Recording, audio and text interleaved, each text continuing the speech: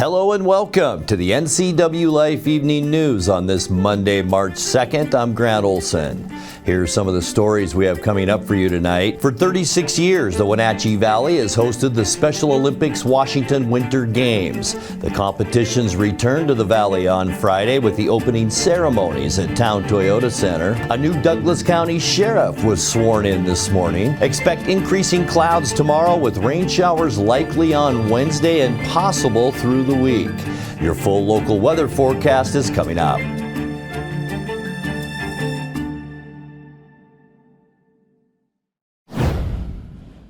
A propane truck rolled over on U.S. Highway 2 near Orondo on Friday afternoon, breaching its tank and forcing a highway closure. The nearby community was also ordered to shelter in place for a few hours. The Washington State Patrol says a 2018 Freightliner semi driven by 54-year-old Ronald E. Gladsjoe of East Wenatchee was southbound on Highway 2 at Playland Court when it left the roadway and rolled onto its side at 1:34 p.m. Gladsjoe was injured and treated by emergency personnel at the scene. The crash punctured the propane tanker, which began venting gas. Emergency responders closed the highway between Orondo Marketplace and milepost 139, 1 mile south of town.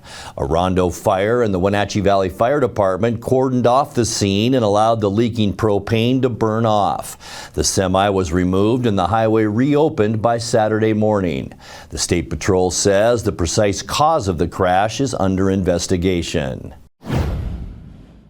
About 70 people gathered at Memorial Park in Wenatchee on Sunday to protest recent U.S. and Israeli military strikes on Iran, joining anti-war demonstrations held across the country. Protest organizer Melissa Teagard, founder of Confluence Indivisible, says the action was in response to what she called an unconstitutional use of executive power by President Donald Trump, arguing that Congress was not consulted before the strikes. Protesters urged community members to contact lawmakers, including Senators Patty Murray and Maria Cantwell, and Representatives Kim Schreier and Dan Newhouse to demand stronger congressional oversight. Teagard said the message was not about defending foreign governments, but about asserting Congress's constitutional role and making the voters' voices heard. 134 acres in the Wenatchee foothills have a new name and new management. The Lookout Natural area is located north of Wenatchee near the Sunny Slope area and is now managed by the City of Wenatchee and the Chelan Douglas Land Trust. The name was selected in partnership with members of the Colville Confederated Tribes to honor the landscape's cultural significance and views. The acquisition was made possible through the help of local donors and the state of Washington, and it's meant to help preserve threatened wildlife habitat and outdoor recreation opportunities. The state and land trusts say they're working to raise the remaining $2 million needed for stewardship planning, habitat restoration, and a future trailhead, the development of which will likely continue over the next 2 years. For 36 years, the Wenatchee Valley has hosted the Special Olympics Washington Winter Games. The competitions returned to the Valley on Friday with the opening ceremony at Town Toyota Center. About 2,400 athletes, coaches, and volunteers rolled into town for the event. The focus for the games on Saturday was basketball, with teams squaring off at Eastmont High School and 7 other locations, along with cheerleading on Sunday at Eastmont High. Local cheer squads held clinics for the cheerleading competitors over the weekend. Wenatchee and East Wenatchee have hosted the Special Olympics since 1990. When we come back, the early access lottery is open for the North Cascades National Park. The shortest St. Patrick's Day parade in the world is back this year on March 14th. I'm Grant Olson, and you're watching the NCWLIFE Evening News.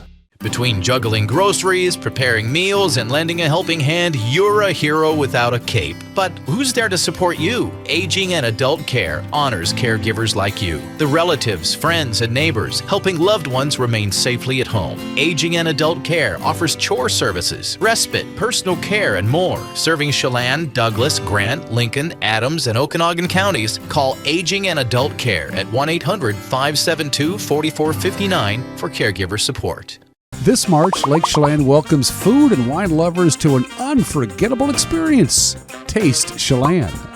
Chelan Valley's top wineries and restaurants create the perfect pairing of fine wines and culinary delights. With 4 weekends to explore, every visit offers something fresh and exciting. From your first sip to the last bite, every moment is a delicious adventure. But don't wait, tickets are selling fast. Visit tastechelan.com today. The early access lottery is open for the North Cascades National Park. The National Park Service says demand for backcountry camps and high-use climbing areas exceed capacity during peak periods, and the lottery system limits the number of users competing for high-demand areas at the same time. The North Cascades Park offers visitor kayaking, backpacking, and camping opportunities. Registration for the lottery is available from now until 9 p.m. on March 13th and can be entered at recreation.gov. Successful lottery winners will be notified on March 20th. The shortest St. Patrick's Day parade in the world is back this year on March 14th. The annual parade is in its 45th year and follows the same route down a half block of Orondo Avenue. This year's Grand Marshals are the U.S. men and women's Olympic hockey teams, who are both coming off of their gold medal wins but are not expected to attend. Floats, marching bands, clubs, and businesses are all invited to join the march. The parade is free to participate in, and those interested can register on the website for Wenatchee radio station Sunny FM. There's a new sheriff in town. Tyler Caille, the Douglas County undersheriff for the last 7 years, was sworn in this morning by County Commissioner Dan Sutton. He takes her over on an interim basis for Kevin Morris, who announced his retirement in December. Commissioners announced Caille's appointment in February. Caille is already filed to run in this year's election and is likely to face Chelan County Deputy Adam Musgrove and former Quincy Police Chief Keith Siebert on the ballot for the August primary. The interim term runs until the end of this year. Coming up next, as spring approaches, state and local agencies are keeping a close eye on what this winter's dry conditions could mean for wildfire season. In tonight's feature story, we spoke with the Washington State Department of Natural Resources about what these trends could mean in the months ahead. Our mild weather will continue through the week, but expect rain showers as well. I'll have your local weather details coming up, along with Dan Coombs, and a look at all things sports as the NCWLIFE Evening News continues after these messages. NCWLIFE Channel is your local TV station. We believe in being the spotlight and mirror to the communities we serve in North Central Washington. Programming on NCWLIFE would not be possible without our sponsors. Special thanks to our platinum sponsor, Alpine Air. Turn to the experts at Carrier and Alpine Air. Well, as spring approaches, state and local agencies are keeping a close eye on what this winter's dry conditions could mean for wildfire season. Snowpacks in parts of north central Washington is below average for this time of year, with Blewett Pass showing significantly less water stored in the snow than at this time last year. Officials say the snow water equivalent, it's the amount of water the snowpack will produce as it melts, is running below normal in many areas. In tonight's feature story, NCWLIFE News spoke with Ryan Roderick with the Washington State Department of Natural Resources about what these trends could mean in the months ahead. We are in an extremely dry winter. There's a metric that we use a lot called the snow water equivalent, which is just like it sounds. It's the amount of snow that turns into the requisite amount of water. And that's very, very low. The only place it's really normal right now is up in the national park, up in the North Cascades. Most other sites that measure that snow water equivalent are below the 50th percentile. Some portions of the South Cascades are in the 20th percentile to the teens. So the snowpack is very, very low. We do have a lot of winter left, though. We've got all of February, most of March, and hopefully maybe even into April to see some more precipitation.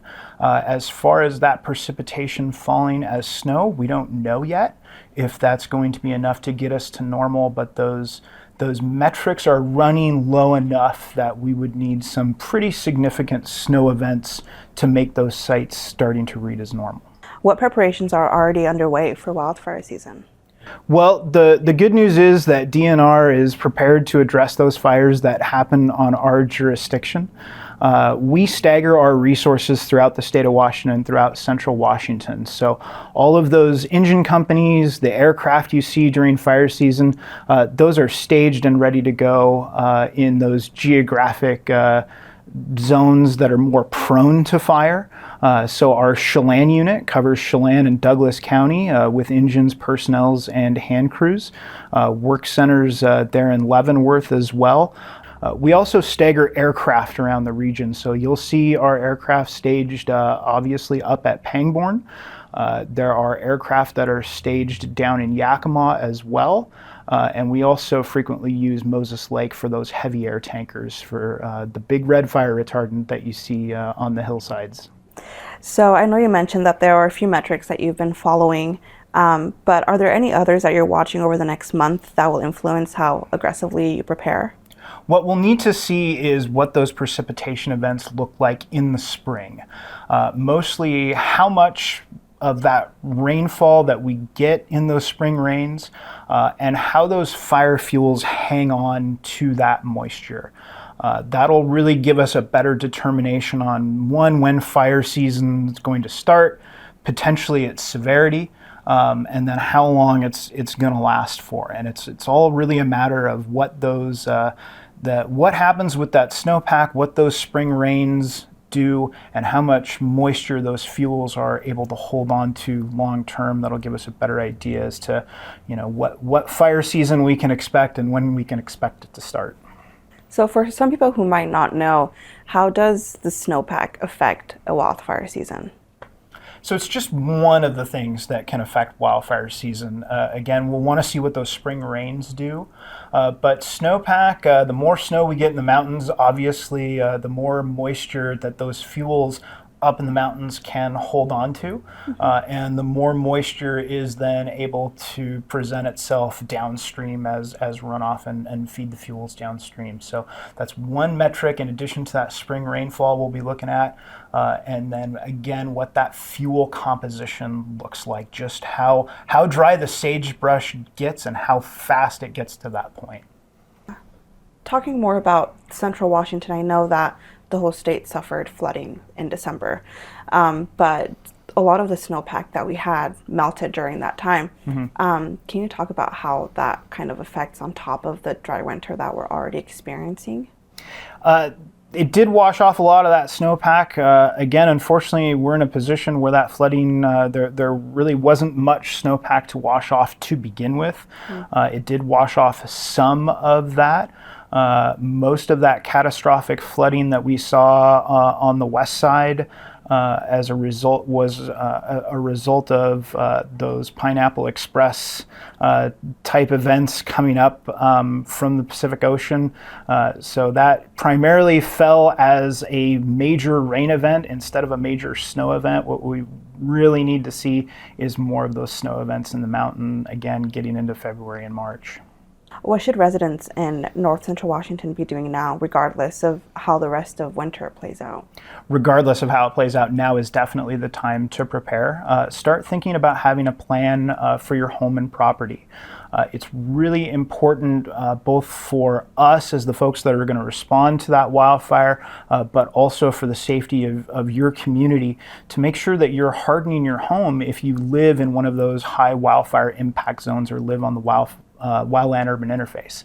I like to say if you can go out for a walk around your neighborhood and touch sagebrush, there's a good chance that you live on that wildland-urban interface. So it's really the simple things in hardening your home that are going to make the biggest difference. So, make sure your wood pile isn't stored under your deck. Go around now and get some of those pine needles cleared out from your eaves. If you don't have soffit protectors on your roof, on your eaves, get soffit protectors. And then within 0 to 5 feet of your home, make sure there's nothing flammable that's touching that home. That includes overhanging branches, again, pine needles that could potentially be on your roof. And then from that 0 to 30 feet, again, make sure that there's not a lot of flammable materials that's in between that 30-foot buffer zone and your home. Not only does this harden your home if that flame front were to move through, but also it allows crews to get in there and do much quicker structure protection work should the need arise. The less work that we have to do to secure your home before that flame front moves through, the better chance your home and property will weather that flame front.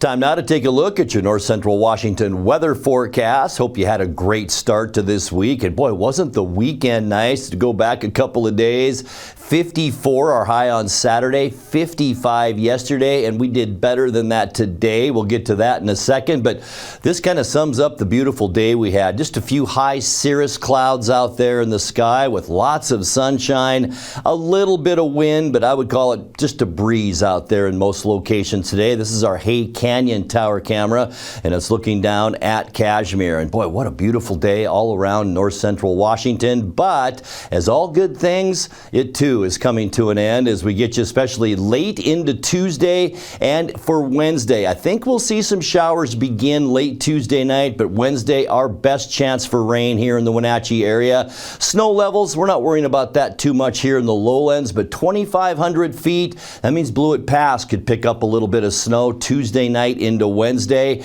and that trend as we make our way through the week, Tuesday through Friday, will continue, although just scattered showers after we get past Wednesday, and we're talking about Thursday, Friday, and into this weekend. We'll talk more about that in a second, but first today, what a gorgeous one out there, unofficially. 57 degrees, 9 degrees above where we should be for this time of year, and our normal high right now is 48. Our record high, 62 degrees. That was set back in 1968. And as far as lows go, right where we should be, 30 this morning. That also is our normal low temperature for this time of year, and our record low, 12 degrees, set back in 1960. Sunrise, 6:39, and it sets for us this evening at 5:48. All right, taking a look at what we can expect as we get you into Tuesday. The nice weather is going to continue.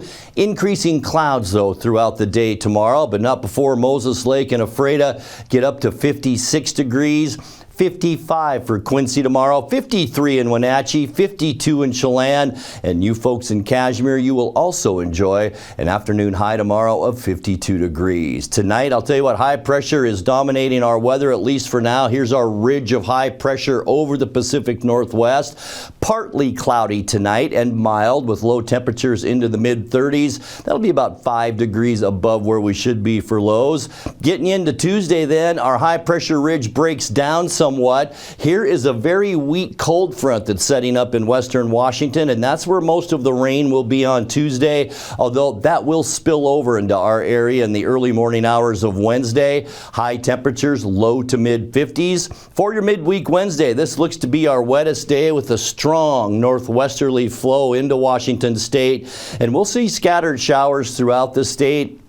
Here at home, about a 60% chance of rain. The nice part, it's going to stay mild with highs in the low to mid-50s. For your Thursday, mostly cloudy skies. There is that area of low pressure still pulling through Montana, and it's still dragging some clouds with it. Just isolated showers, if anything, on Thursday. Still nice. High temperatures in the low 50s. And then as we end our work week on Friday, once again, just that little trough of low pressure in north central Washington, dragging showers through the state. We'll see about a 30% chance of rain on Friday. High temperatures well into the 50s. We're talking mid-50s for Friday. And then the all-important weekend. Cloudy skies to kick off our weekend on Saturday. About a 20% chance chance that we will see some scattered showers. Boy, just a lot going up in Canada, and it's coming through our area. Going to stay on the mild side, though. Mid-50s are high on Saturday afternoon. And then for Sunday, as we end the weekend, yeah, it's going to be cloudy once again. Showers all over western Washington. Some of that will spill over the Cascades into our area Sunday. 30% chance of rain. The good news, still mild with highs in the mid-50s. All right, your 7-day forecast now, and it's brought to you by Colonial Vista Senior Living in Wenatchee, where comfort, care, and community come together. 36 overnight tonight, increasing clouds. Overnight rain, a definite possibility for tomorrow. 53 our high temperature. And then our rainiest day will be on Wednesday. Cloudy, a 60% chance of the wet stuff. Once again, high temperatures at 53. Isolated rain for Thursday and just slightly cooler with a high of 51. And then cloudy skies from Friday right through the weekend into Sunday. A slight chance for scattered showers each day, but mild. High temperatures all 3 days into the mid-50s. And that's a look at your North Central Washington weather forecast. Coming up next, tonight's sports report with Dan Kuntz and more as the NCWLIFE Evening News continues right after this. Happy Monday, everybody. The Mariners played 3 games over the weekend. Didn't win any of them, but it's okay. It doesn't really count.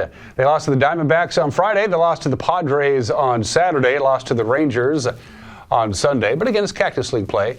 It doesn't count. But Caille Young got the scoring going pretty early yesterday with a 2-run dinger. It's one of the components that he brings to this team, and it was very helpful at the time. And that may be a home. Swing and a fly ball deep to right field off the bat of Caille Young. Goodbye, baseball. Caille Young, his first home run of the Cactus League season. Rounding second, heading home with Victor Robles in front of him, and the Mariners with a 2-0 lead here in the bottom of the first inning. What a start for the Mariners. A lead over the Rangers right away. How about that, Cammy? It's a cold world, Rick. It's a cold world for the young Caille. Little guy, he's not going to hit a lot of home runs, but he's got some pop. He hit one of the longest. Or whoever's behind the plate. Next pitch. Swinging a blind drive into the gap in right center field. Down for a base hit. Carmelo will score. Rambush rounding third. Heading home. The throw in is going to be cut off. Rambush will score. Around to third goes Brian O'Keefe. A single and 2 runs batted in for Spencer Packard.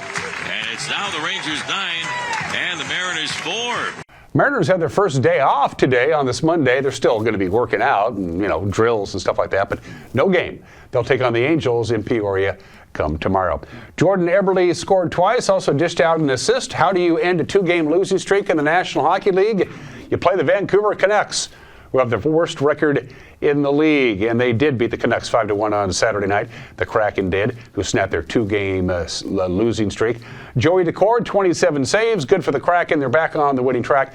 They're off to they play tonight. They will host the Carolina Hurricanes. That's tonight at 7. You can watch that on Kong TV. How did the men's college teams do over the weekend in basketball? Not real good. They all lost, including number 9 Gonzaga, upset by St. Mary's on the road, 70-59 over the weekend. Huskies lost to Wisconsin in a big way, 90-73 on Saturday afternoon. And Wazoo's long season continued on the road in Pepperdine. They lost 88-79. The women did a little bit better, except Gonzaga. It's a rare weekend when the Gonzaga men and women both lose, but that's exactly what happened.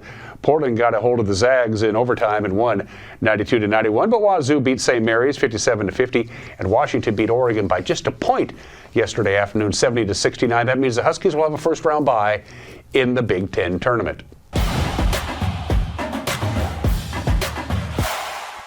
A lot of local high school teams play basketball over the weekend at the state level.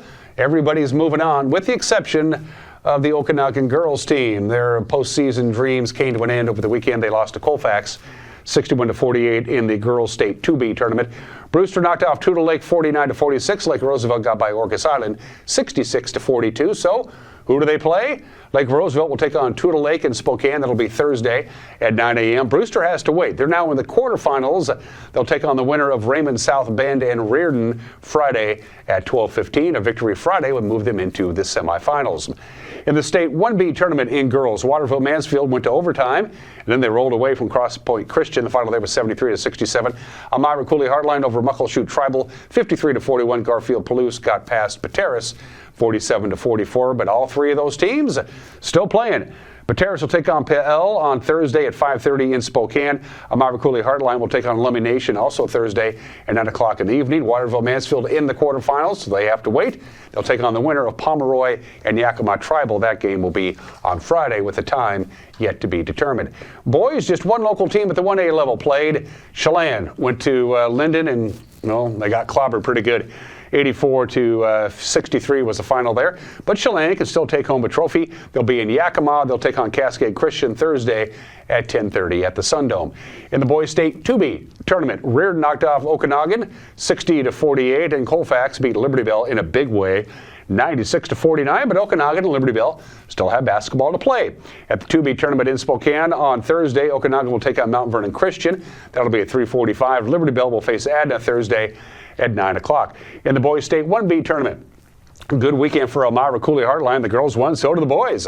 They beat Nia Bay 64-51 at Wenatchee High School. So Elmira Cooley Heartline, they move on. But just like Brewster and a few others, they got to wait to find out who they're going to play.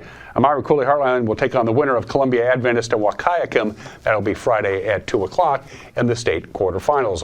Wenatchee Wild went 1-1 over the weekend. Lost on Friday, won on Saturday, lost yesterday to Everett. So we're going to concentrate on Saturday's game where they scored 5 goals in the third period to pull away from Kelowna. It was Saturday night, and it was Hockey Fights Cancer night.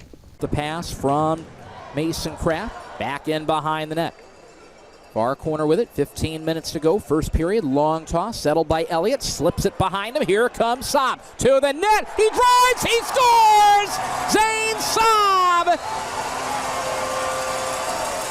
gets that motor running, every cylinder he had, 1-0 Wenatchee. Thrown and tipped wide. Smith smashes it on. Save made. Second chance. They score! Caille Jodry again!